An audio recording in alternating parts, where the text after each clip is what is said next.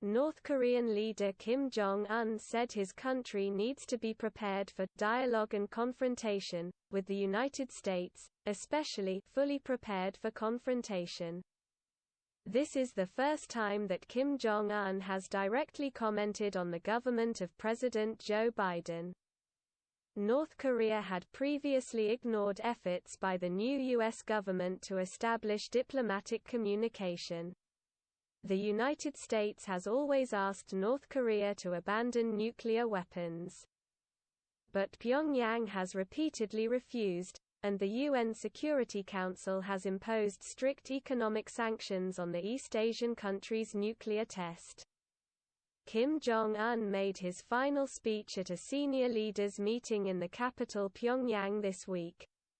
According to the KCNA report, he said that especially they need to be fully prepared for confrontation to protect our country's dignity and the interests of independent development, and to ensure a peaceful environment and the security of North Korea.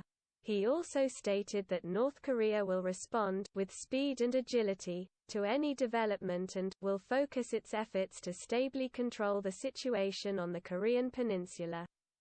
His last remarks came just days after he officially admitted that North Korea faces food shortages.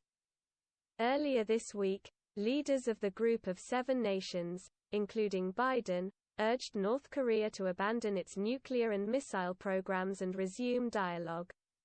So far, the relationship between Kim Jong-un and the Biden government has been tense. Before the election in the United States, Biden called Kim a bad guy. A few days before Biden took office, North Korea demonstrated its strength through a full-scale military parade displaying a new type of missile.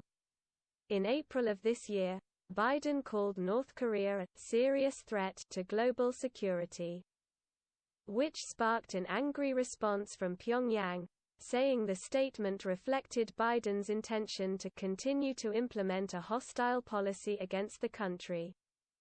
Washington also recently completed a review of its North Korean policy and stated that the United States will continue to pursue the complete denuclearization of the Korean peninsula. Biden promised to adopt an approach marked by diplomacy and severe deterrence.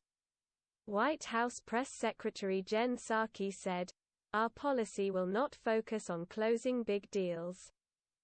Nor will it depend on strategic patience."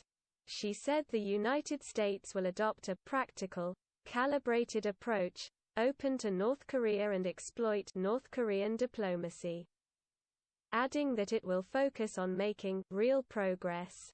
Mr. King had already met Biden's predecessor Donald Trump 3 times, but negotiations on denuclearization ended in an impasse. Leif Eric Easley, Associate Professor of International Studies at Ifa Women's University in Seoul, summed up Biden's method as a method for coordinating North Korea's political decisions with allies while conducting gradual diplomatic engagement. The government has not provided a detailed roadmap because it wants to flexibly engage with Pyongyang when and where progress can be made, he said. At the same time, Washington will strengthen deterrence by coordinating strategy, military training and missile defense with the allies.